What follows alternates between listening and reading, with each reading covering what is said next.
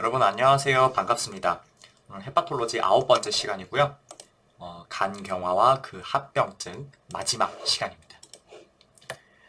오늘은 간성뇌증부터 시작해서 PSC, PBC 다루고 마지막에 버드-키아리 신드롬 설명드리고 마치겠습니다. 간성뇌증, 헤파틱 엔세팔로파시의 정의는 말 그대로 간 기능이 심각하게 떨어져 있는 사람이 의식장애, 행동변화, 성격변화, 수면장애, 혼수 등 뇌에 문제가 있다. 엔세팔로패시의 증상을 보이는 것을 말합니다. 그래서 그레이드에 따라 다르지만 처음에는 고도의 정신 기능이 떨어지는 수준이다가 이제 심하면은 코마까지 갈 수가 있고요. 신경학적 이상으로는 가장 특징적인 게 아스테릭시스, 다른 말로 flappy tremor, 우리말로는 퍼덕떨림이라고 하죠. 요거는 옆에 그림에서 보시는 것처럼 손바닥을 앞으로 내밀고 팔을 쭉 뻗게 하면은 손을 가만두지를 못하고 아래쪽으로 펄떡펄떡 하는 걸 말합니다. 그래서 요거를 이제 퍼덕떨림이 있다 없다 이런 식으로 줄 수도 있고, 요즘에 컴퓨터로 시험 보잖아요.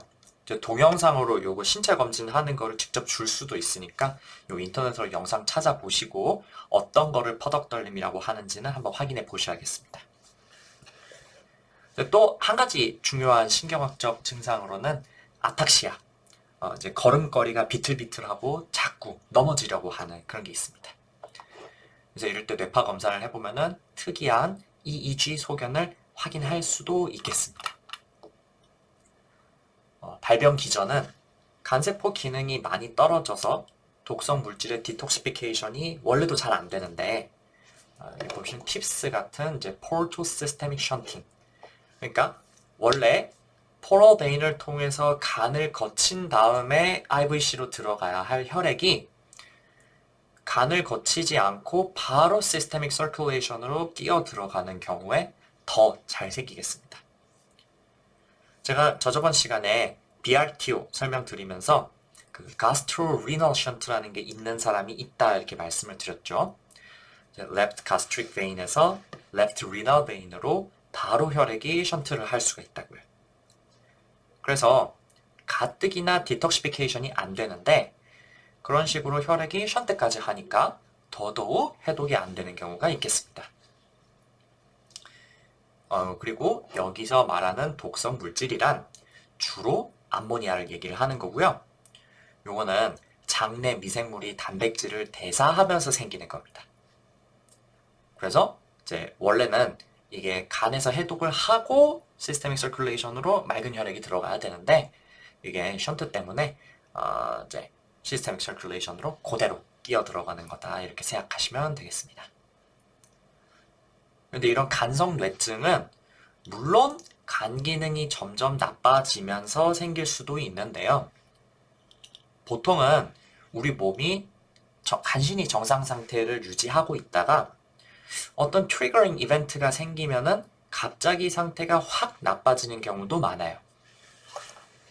그래서 이런 precipitating factor랑 엮어서 문제가 나오는 경우가 많아서 이것들을 좀 알고 계셔야겠습니다. 첫 번째로는 sedative, narcotics 같은 약제 사용입니다. 특히 여기서 유의해야 될 약제가 벤조디아제핀을 비롯한 수면제 계통인데요. 제가 조금 전에 간성뇌증의 초기 증상으로 수면장애가 나타날 수 있다 이렇게 말씀드린 거 기억나세요?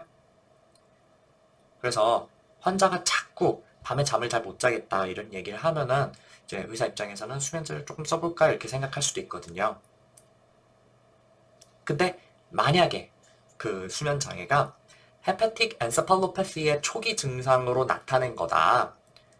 그러면은 오히려 더 심해지는 거죠. 그 벤조디아제핀이나 수면제를 준 다음에. 그래서 그런 식으로 그런 약을 쓴 다음에 갑자기 간성뇌증 심해지는 경우가 굉장히 대표적이고요. 꼭 이런 그 수면제나 아니면 벤조디아제핀이 아니더라도 다른 약물들을 사용을 했을 때 이제 갑자기 심해지는 경우가 많다. 요거를 기억하세요. 제가 예전에도 만성질환 환자가 갑자기 수개월 아니면 수주 내로 상태가 확 안 좋아지면은 반드시 최근에 추가한 약물을 다시 리뷰해야 된다. 요거는 기본 중에 기본이다. 이렇게 말씀드린 적이 있었죠? 그래서 역시 그런 경우는 임상에서 굉장히 흔하기 때문에 꼭 약을 리뷰를 반드시 해야겠습니다. 자, 그 다음으로는 이제 생리학에서 가장 어렵고 힘든 볼륨, acid base, electrolyte. 그것도 여기에 영향을 미치는데요. 이거 참 나올 때마다 너무 어렵죠. 저도 그래서 나중에 네프롤로지에서 자세하게 설명드리려고 아직 기다리고 있는데 여기서는 안타깝지만 도저히 짚고 넘어가지 않을 수가 없습니다. 자, 우선은 하이포볼레미아. 원인은 굉장히 다양하겠지만 뭐 갑자기 뭐 장염이나 뭐 그런 거 걸려가지고 이제 구토, 설사 이런 걸 할 수도 있고요. 그리고 사실은 리버 시로시스가 있을 때 원래도 물을 약간 빼주려고 다이ure틱스 계통을 사용을 하잖아요. 근데 그걸 너무 과도하게 썼다든지 그럴 때 볼륨 로스로 인한 하이포볼레미아가 나타날 수가 있어요. 그런데 보통 사람들한테는 그렇게 큰 충격이 아닐 미니멀한 볼륨 로스도 이렇게 이제 디컴pen세이트에 가까워지는 리버 시로시스 환자한테는 굉장히 크리티컬할 수가 있어요. 네, 나중에 자세히 설명드릴 기회가 있겠지만 하이포볼레미아는 생리학적으로 원래 메타볼릭 알칼로시스랑 연관이 많습니다. 왜냐면은 볼륨 로스가 그 자체로 레닌, 안지오텐신, 알도스테론 시스템을 활성화하거든요. 근데 알도스테론의 주요 기능 중 하나가 애시드를 배설하고 알칼로시스를 일으키는 거예요. 그래서 하이포볼레미아 때문에 메타볼릭 알칼로시스가 심해집니다. 여기까지 이해되시죠? 여기서 한 단계 더 가봅시다. 아까 제가 헤파틱 엔세팔로패스는 독성 물질이 잘 디톡시피케이션이 안 돼서 생기는 거고 이제 여기서 말하는 독성 물질은 뭐다? 암모니아다. 근데 암모니아의 화학식은 NH3잖아요. 근데 이게 물에 녹으면은 NH3 형태로 그대로 있느냐? 그렇지 않다. 대부분은 물에 있는 그 프로톤을 지가 잡아먹은 다음에 OH-, 그러니까 하이드록사이드 아이온을 내놓죠. 그래서 암모니아는 이제 물에 녹으면은 H+를 약간 떨어뜨리고 OH-를 올리기 때문에 약간 알칼리성으로 pH를 올리는 효과가 있습니다. 그런데 알칼로시스가 생기면서 혈액의 pH가 올라가잖아요. 지금은 이제 그 암모니아 때문에 알칼로시스가 생긴 게 아니고 암모니아는 이미 있는데 알칼로시스가 생겨버린 거죠. 그러면 혈액의 pH가 올라가요. 그러면 이미 생겨있던 NH4가 어때요? 이 암모늄 이온이 완충작용을 해야죠. pH를 낮추고 싶어요. 그래서 지가 가지고 있던 프로톤을 내놓고 다시 암모니아, NH3로 되돌아갑니다. 근데 이게 암모늄 아이온, 이제 NH4 형태일 때는 셀 멤브레인을 통과할 수가 없어요. 이온이니까 이거는 차지를 띠고 있어가지고 통과가 안 되잖아요. 근데 이게 암모니아가 되면은 차지 없습니다. 그래서 셀 멤브레인을 통과하기가 쉬워지고 그래서 BBB를 뚫고 CNS로 침투하기가 쉬워지는 겁니다. 제가 굉장히 길게 설명드렸는데 다시 한번 정리 드릴게요. 하이포볼레미아는 그 자체로 메타볼릭 알칼로시스가 일으킬 수 있겠고 그 알칼로시스는 독성 물질인 NH3가 CNS로 들어가게 만들어가지고 헤파틱 엔셀로팔로패시를 엑사서베이션 시키는 원인이 됩니다. 이거 어렵다, 그죠? 이제 기억 저편에 있던 일반화학 이런 걸 꺼내려니까 참 힘드시죠? 네, 그걸 괜히 배우는 건 아니랍니다. 제가 지금 말씀드린 것만 이해하시면 충분해요. 자, 근데 하나만 더 합시다. 그 다음은 일렉트로라이트의 문제. 특히 그 중에서 하이포칼레미아가 헤파틱 엔세팔로패시와 연관이 있어요. 자, 여러분. 혈액에 포타슘 레벨이 떨어지면요. 그러니까 리버 시로시스 때는 원래도 하이포칼레미아가 생길 수 있잖아요. 근데 하이포칼레미아가 더 심해지면은 우리 몸은 어떻게 대응하냐면 세포 안에 굉장히 많은 포타슘을 내보내고 혈액에 있는 포타슘을 정상 레벨로 유지하려고 한다는 거죠. 근데 이때 포타슘을 그냥 내보내면은 차지 그레디언트가 생겨가지고 그게 안 된다는 거예요. 그래서 포타슘을 내보낼 때 그 차지 균형을 맞추기 위해서 프로톤을 세포 안으로 들여와야 돼요. 즉, 하이포칼레미아가 생기면은 그걸 교정하려고 세포가 노력을 하는데 그 자체로 알칼로시스는 더 심해져요. 그러니까 혈액의 알칼로시스입니다. H+가 더 없어지는 거예요. 근데 세포 안에는 반대로 애시도시스가 심해지는 거죠. 프로톤이 안으로 들어오니까.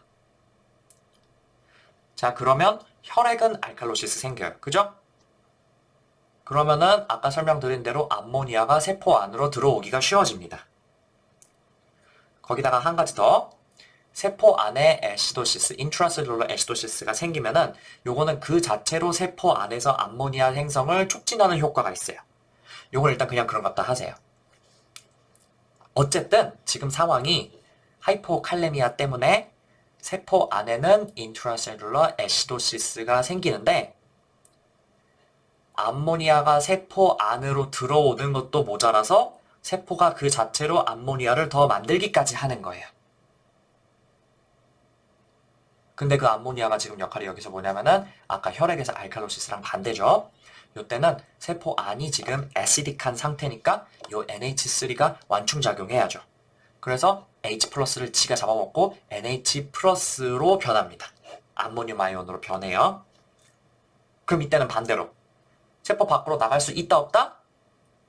없다. 못 나간다. 그래서 얘가 세포 안에 갇혀버리는 거예요. 그러면은 이렇게 세포 안에 독성 물질이 엄청 갇혀버리니까 도저히 멘탈이 멀쩡할 수가 없겠죠. 그래서 하이포칼레미아는 다른 일렉트로라이트도 물론 문제가 되지만 헤파틱 엔세팔로패시를 엑사서베이션 시키는 주요 일렉트로라이트 문제가 된다. 이렇게 생각하시면 되겠습니다. 그래서 이런 상황에서 만약에 이제 나이트로젠 로드, 그러니까 이제 암모니아 생성이 더 늘어날 만한 상황이 생긴다.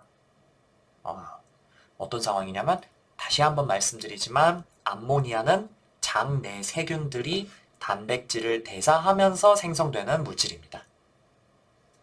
그러므로 이 세균들에 의한 암모니아 생성이 늘어난다면 별로 좋지 않겠죠. 뭐 예를 들어서 고기를 갑자기 너무 많이 먹어서 그럴 수도 있겠고 우리가 배운 것 중에서는 GI 블리딩이 중요한 원인입니다.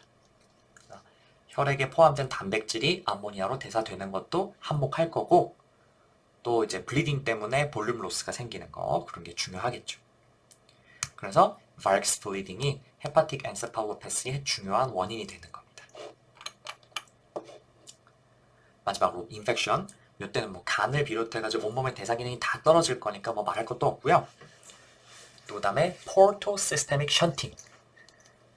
요거는 팁스 BRTO가 아니고 팁스만 해당입니다. BRTO는 헤파틱 엔세팔로패시 좀 낮춰주는 효과가 있죠. 여기 없앴는데 여기는 깜빡하고 안 지웠네. 그 포럴 하이퍼텐션이 너무 심해가지고 팁스를 하는데 이때는 포럴 하이퍼텐션은 어느 정도 나아지라고 하는 거죠. 근데 아까 뭐라고? 팁스를 하면은 포르토 시스테믹 션팅이 생겨가지고 간 기능은 더 떨어진다고요. 그래서 요 팁스는 헤파틱 엔세팔로패시를 일으킬 수밖에 없겠습니다. 요 BRTO 아닙니다. 팁스만 헤파틱 엔세팔로패시를 심화시키는 겁니다.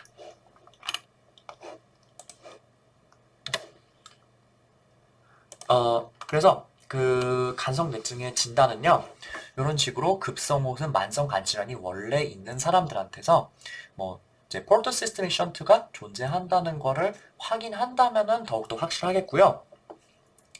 그다음에 의식이 갑자기 확 떨어진다. 그렇다면은 이제 헤파틱 엔세팔로패시를 꼭 생각을 해야겠죠.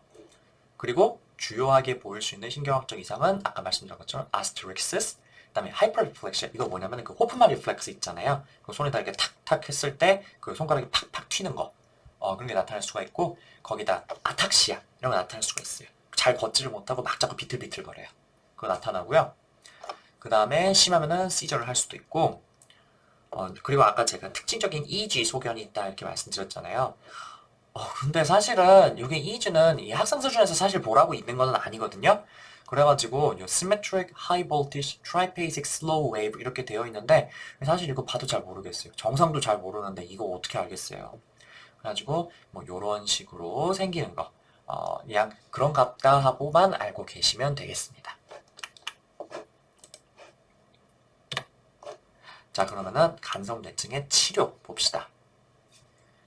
말씀드렸듯이 간성뇌증의 발병에 중요한 영향을 미치는 게 하이포볼레미아와 그 다음에 하이포칼레미아입니다. 특히 바렉스라 에데마를 교정하느라고 이뇨제를 쓰고 있을 때 그럴 때 이게 더 심해질 가능성이 좀 있다 이렇게 되어 있죠. 그래서 기본적인 치료는 수액 공급과 전해질 교정이 되겠습니다. 이게 가장 중요한 치료고요. 이것만으로도 충분한 치료가 되는 경우가 많다 이렇게 되어 있습니다. 그 다음으로는 단백질 섭취 제한인데요. 이게 목적은 그 GI 트랙에서 생기는 암모니아를 조금 줄여보자 이겁니다. 근데 일단 지금 당장 간성뇌증이 있는 상황에서 갑자기 단백을 제한할 필요는 없고요. 일반적으로는 이제 조금 더 주요한 원인들, 예를 들어 볼륨 로스가 있다든지, 일렉트로라이트에 문제가 있다든지, 아니면은 GI 블리딩이 있다든지, 이런 게 있을 때 그 근본적인 원인을 해결해 주는 거. 그게 조금 더 중요한 치료고요. 단백을 그 상황에서 제한한다고 뭐 크게 변화가 있다는 건 아니에요.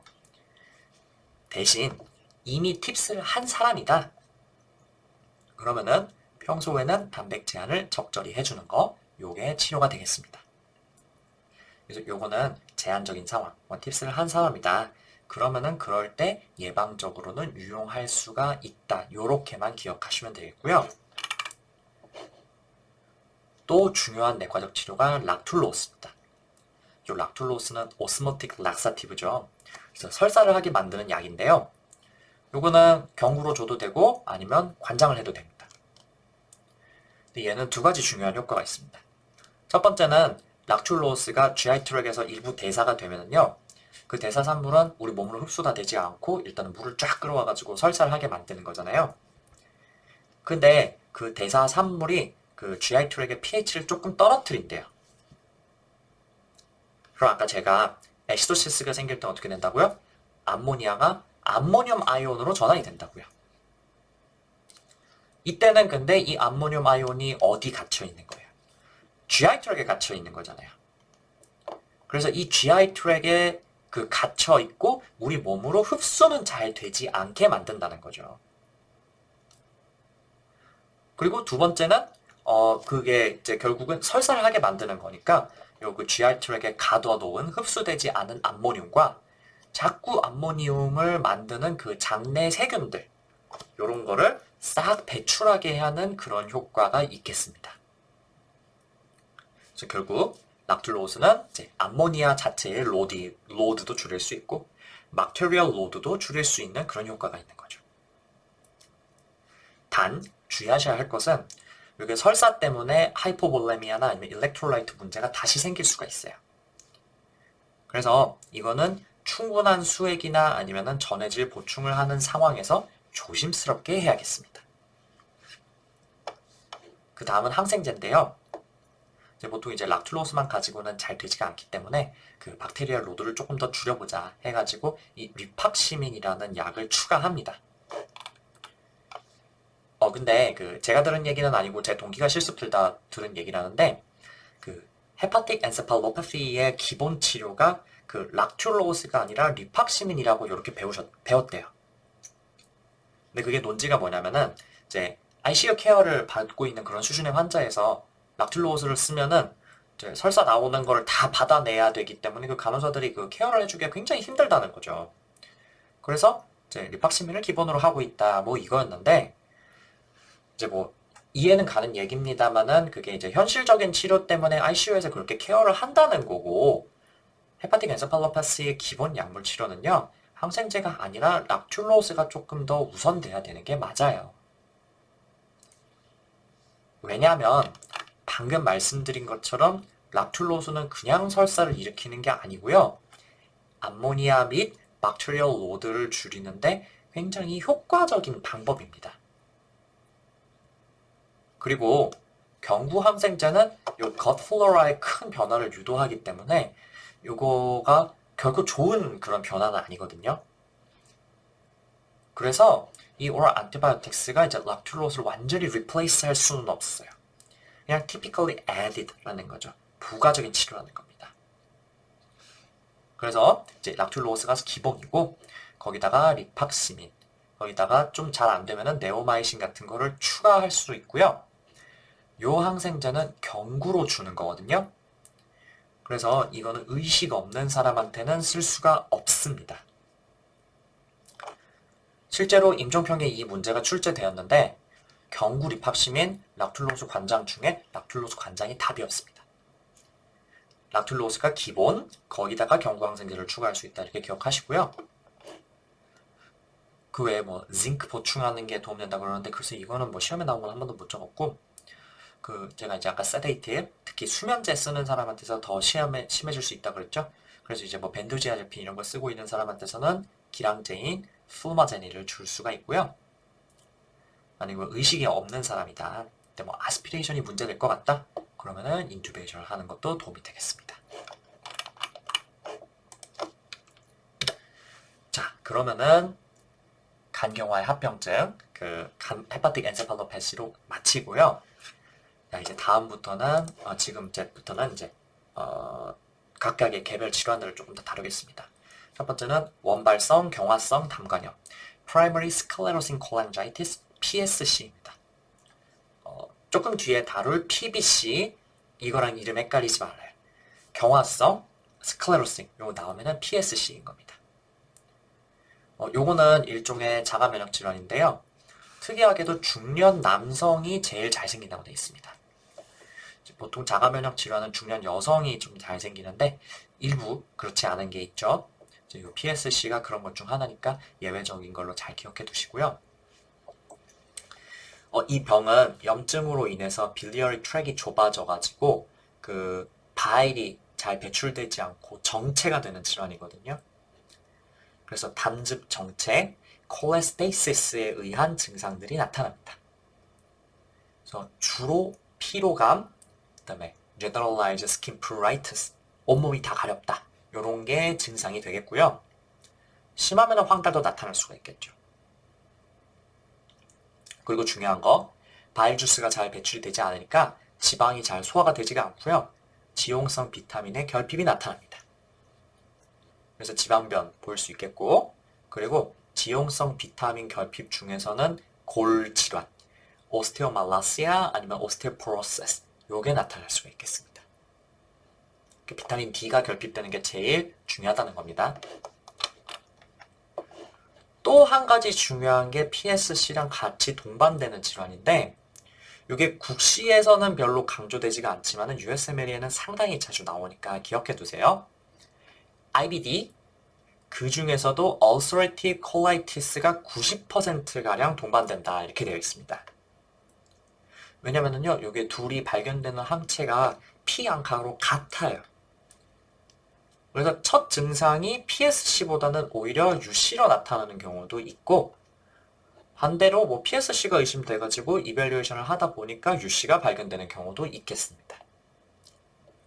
그래서 뭐 소화기 증상이 있든지 없든지 일단 PSC가 확진되고 나면은 콜로노스코피 자체는 해야 된다.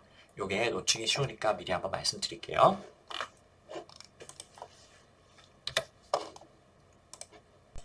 진단의 첫 스타트는 LFT죠. 당연히 이제 콜레스테이시스니까 ALP랑 감마 GTP가 많이 오를 겁니다. 그런데 이제 담즙 정체 때문에 결국엔 간에도 염증이 발생하기 때문에 OTPT도 어느 정도 오릅니다. 물론 OTPT보다는 ALP나 감마 GTP의 상승이 더욱 뚜렷하겠죠. 이제 참고로 말씀드리면 조금 이따 설명드릴 PBC는 OTPT 별로 안 올라요.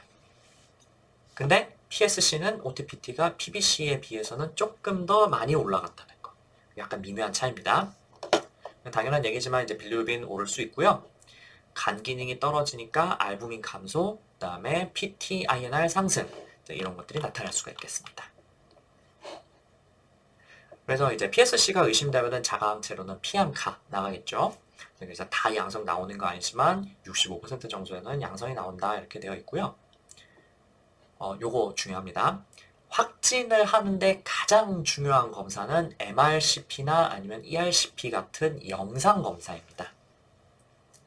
조금 이따 사진 보여드릴 텐데 정상적인 바이오덕트는 마치 매끈한 나뭇가지처럼 쭉 뻗어 있어야 되는데요. PSC가 생기면은 Multifocal Stricturing, 비딩이 생긴다. 즉 군데군데가 좁아지고 뚝뚝 끊겨 있어서 마치 구슬을 꿰어놓은 것처럼 보인다는 겁니다. 이렇게 이미징 스터디로 진단을 하는 게 PSC 진단이 가장 중요한 단계고 이게 Gold Standard of Diagnosis입니다. 여기 희한하죠? 간 생검이라고 알고 계시는 분들 혹시 있을지 모르겠어요. 그런데 영상 검사가 더 중요하고요.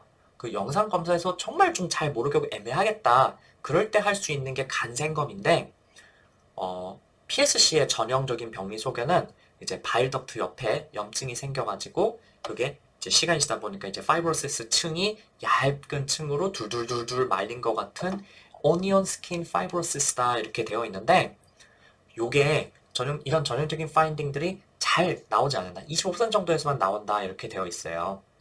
그래서 요거는 어차피 해봤자 요게 진단율이 더 높은 게 아니기 때문에 요거는 정말 애매할 때 한번 해볼 수가 있고 영상 검사가 훨씬 중요하다. 요거 기억하셨으면 좋겠습니다. 바이옵시 반드시 할 필요는 없습니다. 그래서 뭐가 됐든 어쨌든 PSC를 확진하고 나면은 90% 가량에서는 UC가 동반되기 때문에 콜로노스코피도 같이 해줘야 되겠습니다. 사진 이런 식으로 나오고요. 보시다시피 여기 정상적인 바이오덕트는 ERCP 하면 이렇게 매끈하게 마치 나뭇가지가 이제 매끈하게 쭉 뻗고 있는 것 같은 그런 모양인데 여기 보면 어때요? 정말 구슬을 꿰어놓은 것처럼 중간중간에 좁아지고 넓어지고 한 분이 울퉁불퉁하게 보이죠? 이건 ERCP고 여기 MRCP도 마찬가지. 요게 이런 식으로 울퉁불퉁하게 나올 게 아니라 매끈하게 쭉쭉 뻗어나오는 형태로 돼야 되는데 여기 좁아져 여기 좁아져 그래가지고 모양이 울퉁불퉁 제멋대로 해요. 여기도 어때요? 모양이 울퉁불퉁 제멋대로로 그렇게 나와있죠. 요런 게 PSC의 전형적인 그 ERCP 또는 MRCP 소견이 되겠고요. 바이옵시 하면은 이렇게 보일 겁니다. 어때요? 요게 그 바일덕트인데요. 이 바일덕트인 거 아시겠어요? 옆에 간세포도 있고 바일덕트 있고 요거는 봐서는 아무래도 포럴 베인인 것 같죠. 그래서 중간에 뭐 요런 거는 알터리인 것 같은데 포럴 트라이어드가 이런 식으로 보이고요. 그다음에 근데 이제 여기 보면은 중간에 옆에 보니까 이렇게 오니언 스킨처럼 여러 층으로 양파 껍질처럼 파이브로시스가 이렇게 되어 있다. 이런 게 전형적인 PSC의 특징이 되겠고 이게 굉장히 심해지면은 바일덕트가 이렇게 아예 콜랩스가 되는 그런 모양이 되겠어 이런 게 아예 노듈처럼 보인다. 그렇게 디스크립션이 되기도 합니다. 치료는 바일덕트의 폐쇄를 해결해 주는 게 가장 중요합니다. 그래서 내시경 같은 거를 해가지고 이제 뭐 스텐트를 받거나 해서 확장을 조금 해줄 수도 있고요. 그다음에 바일 배출을 도와주기 위해서 UDCA를 쓸 수도 있겠습니다.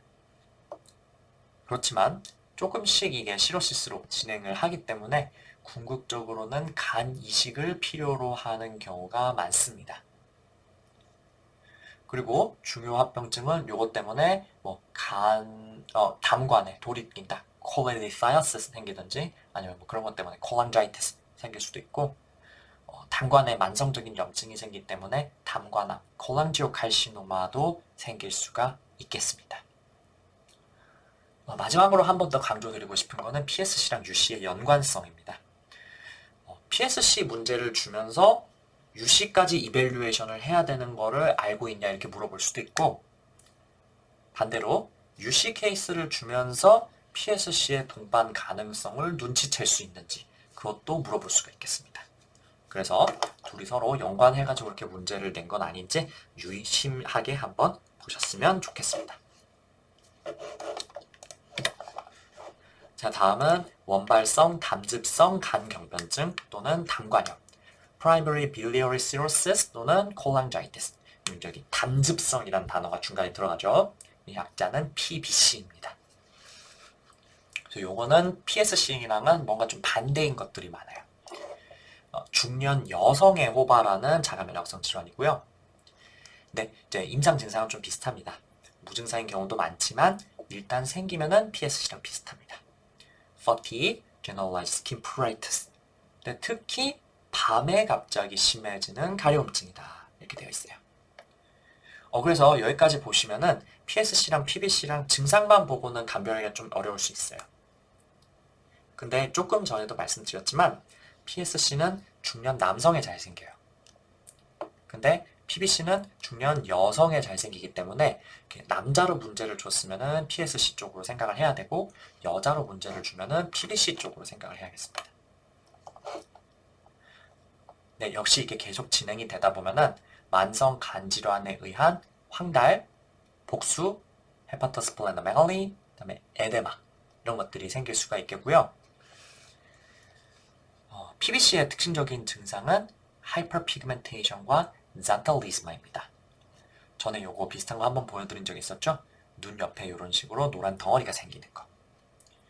요게 콜레스테롤이 굉장히 높을 때 눈이나 아니면 발 뒤꿈치 이런 데 노랗게 덩어리가 생길 수가 있는 건데 PBC는 하이퍼리피데미아를 동반할 수가 있기 때문에 눈 옆에 이런 식으로 잔탈리스마가 생길 수가 있겠습니다. 요거 PSC에는 없어요. PBC에만 보이는 현상입니다. 진단은 기본적으로 NFT를 하죠. 역시 콜레스테틱 패턴으로 ALP나 감마-GTP 상승이 뚜렷합니다. 그리고 OTPT도 올라가기는 하는데 아주 약간만 올라갑니다. 조금 전에도 말씀드렸지만 PSC에서는 OTPT가 그래도 어느 정도 올라가는 편인데 PBC에서는 거의 정상에 가깝게 나온다는 게 이제 보조적인 키가 될 수가 있다 이렇게 얘기를 했었죠. 또 그리고 하이퍼리피데미아가 굉장히 심합니다. 거기 뭐 유전성 질환이 의심될 정도로. 그래서 눈 옆에 이렇게 잔탈리스마가 생길 수가 있는 거고요. 이제 오토 안티바디는 AMA, 안티 마이토콘드리얼 안티바디가 나옵니다. 그러면 거의 90% 정도에서 양성이 나온다 이렇게 되어 있고요. 만약에 AMA가 네거티브라면은 간생검이 중요하겠는데 림포시틱 인필트레이션, 그래뉴로마 이런 걸 확인할 수가 있겠습니다. PSC랑 또 차이점이 PSC는 영상 검사가 굉장히 중요했죠. MRCP나 ERCP 이게 중요하다 그랬는데 거기서 이제 멀티포커스 트릭처링, 미드 어피어런스 이런 게 보이면은 이제 PSC로 그냥 진단할 수 있다 이렇게 말씀드렸습니다. 근데 PBC는 딱히 특징적인 영상 소견은 없어요. 단 초음파나 CT에서 간 외에 담도 폐쇄가 있는지를 확인을 하고 그거에 대한 배제 진단은 해야겠습니다. 오늘 병리 검사 소견인데요. 보시다시피 이 바일 덕트 근처에 그랜듈로마투스 인플라메이션이 이렇게 생기고 아주 오래되다 보면은 바일 덕트가 거의 아예 소실이 될 정도로 주변에 이렇게 염증이 완전히 이제 파이브로시스가 대체되고 이제 인터로뷸러 바일 덕트가 거의 소실됐다 이런 거를 확인을 할 수가 있겠습니다. 치료는 UDCA로 해가지고 역시 이제 담즙 배출을 자꾸 이제 시켜줘야 되고요. 이것도 마찬가지로 지방의 소화 장애로 인한 malabsorption, 특히 fat soluble 바이타민, 그 중에서도 바이타민 D의 결핍이 가장 significant하게 나타나기 때문에 osteoporosis, osteomalacia 이런 것들이 생길 수가 있겠습니다. 그래서 PBC가 진단되면 초기에 골밀도 검사를 해서 오스테오포로시스의 치료가 필요한지를 확인을 해야 되겠다 이렇게 되어 있습니다. 그리고 역시 간에 만성염증이 생기니까 헤파토셀룰러 칼시노마의 리스크가 높아진다 이렇게 되어 있습니다. PSC는 콜랑지오칼시노마, 담도암이었죠. PSC는 헤파토셀룰러 칼시노마, PBC는 헤파토셀룰러 칼시노마, 간세포암입니다. 조금 이게 약간 차이가 있어요. 그래서 오토안티바디가 중요하니까 이것만 한 번 더 짚고 넘어갑시다. PBC는 AMA, 안티마이토콘드리얼 안티바디다 이렇게 말씀을 드렸고요. PSC는 피암카랑 연관이 되어 있습니다. 그래서 제 딴에는 이걸 외운다고 이렇게 앞글자 뭐 한두 개를 떼가지고 ABC 해서 AMA는 PBC 이렇게 외우고 PS 해가지고 피앙카는 PSC다 이렇게 해봤는데요. 네, 제가 이런 거 만드는 재주가 없어가지고 약간 좀 어설픈 느낌이 있는데 혹시 더 좋은 거 있으면 알려주시면 감사하겠습니다. 자, 그러면 오늘은 마지막 순서인 Budd-Chiari 신드롬입니다. Budd-Chiari 신드롬은 헤파틱 베인에 스롬보시스가 생겨가지고 간에서 나오는 venous outflow가 막혀버리는 건데요. 그럼 이제 간에 혈액이 꽉 차는 컨제스천이 생기겠죠. 들어가는 길은 뚫렸는데 나오는 길이 막히니까. 그럼 당연히 간에 퍼퓨전이 떨어지니까 간 기능이 떨어지고 그리고 간의 혈관이 꽉 막혀가지고 포럴 하이퍼텐션이 생길 수밖에 없겠죠? 근데 이 스롬보시스는 그냥 별 원인 없이 프라이머리로 생길 수도 있지만 뭔가 스롬보시스가 생길 만한 건수가 있어가지고 생기기도 합니다. 대표적으로 간에 말그너시가 있을 때 요거는 그 자체로 스롬보시스가 잘 생기게 만들죠. 뭐 간세포암도 되겠고 아니면은 이제 다른 아데노칼시노마 예를 들어서 대장암 이게 간으로 전이 왔다든지 이러면 스롬보시스가 잘 생기고요. 그다음에 이것도 기억하셔야 되는데 경구피임약을 먹는 사람이나 아니면 임신한 사람은 스롬보시스가 잘 생겨요. 왜냐면은 에스트로겐에 스롬보시스를 일으키는 효과가 있기 때문에.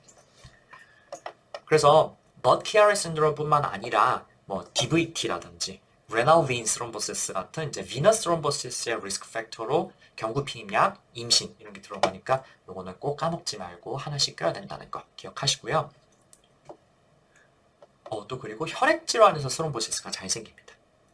폴리사이세미아 베라 같은 마이엘로프로리퍼레이티브 디스오더들 그리고 PNH, Paroxysmal Nocturnal Hemoglobinuриa에서 스롬보시스가 생길 수가 있습니다. 이런 것들은 정말 가끔씩 한번 나오는데 이거 문제가 나오면 굉장히 알기가 어려워요. 그래서 나중에 혈액 설명 드릴 때 한 번 더 이렇게 스롬보시스 생기는 거 그런 거 말씀을 드릴 텐데 어쨌든 요거는 알고는 계셔야 돼요. 요것도 이제 PV나 PNH 이런 게 DVT 이런 거를 연관해가지고 나올 수가 있기 때문에 좀 주의하셔야 되겠습니다. 근데 이런 Budd-Chiari 신드롬이 갑자기 생기면요, 급성 간부전의 증상, jaundice, PTINR 일롱게이션, OTPT 상승, 이런 것들이 나타날 수가 있고요. 서브어큐트하고 크로닉하게 생기면은 이제 베인이 꽉 막히는 게 아니라 서서히 막히거나 아니면은 반틈만 막혀가지고 혈류가 많이 떨어진 상태다. 이런 경우에는 간부전이 갑자기 확 진행하는 그런 느낌보다는 이제 포럴 하이퍼텐션에 의한 증상이 서서히 나타나게 됩니다. 예를 들면은 abdominal pain, abdominal distension. 왜냐면은 Budd-Chiari 신드롬도 아사이디스의 원인이 되거든요. 그리고 헤파토스플레노메가니 당연히 동반될 수가 있고요. OTPT나 아니면 빌리루빈 상승도 있겠지만 비교적 덜하겠습니다. 그래서 요거는요 치료는 하실 필요는 없고요 진단까지만 하시면 됩니다.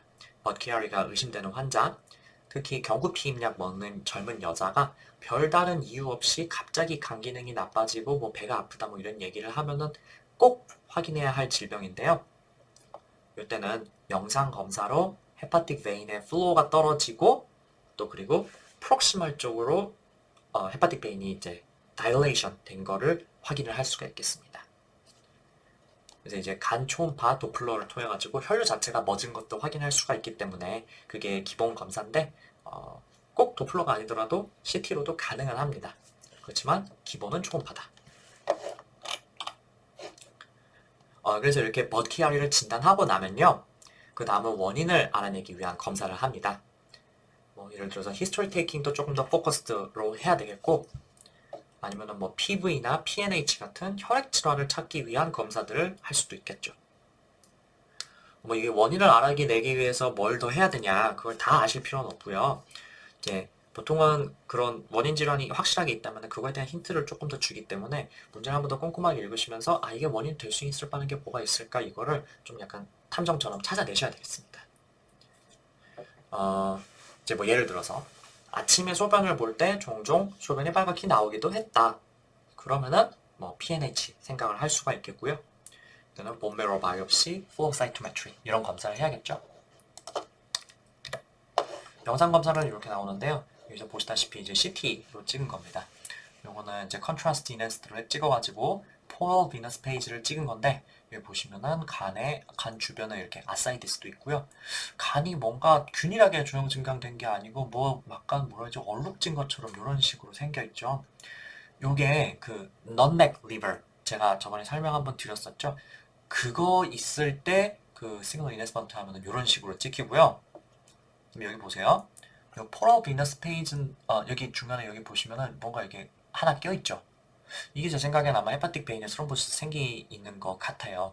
이렇게 시커멓게 되어 있는 거, 이런 거를 확인을 할 수가 있겠고요.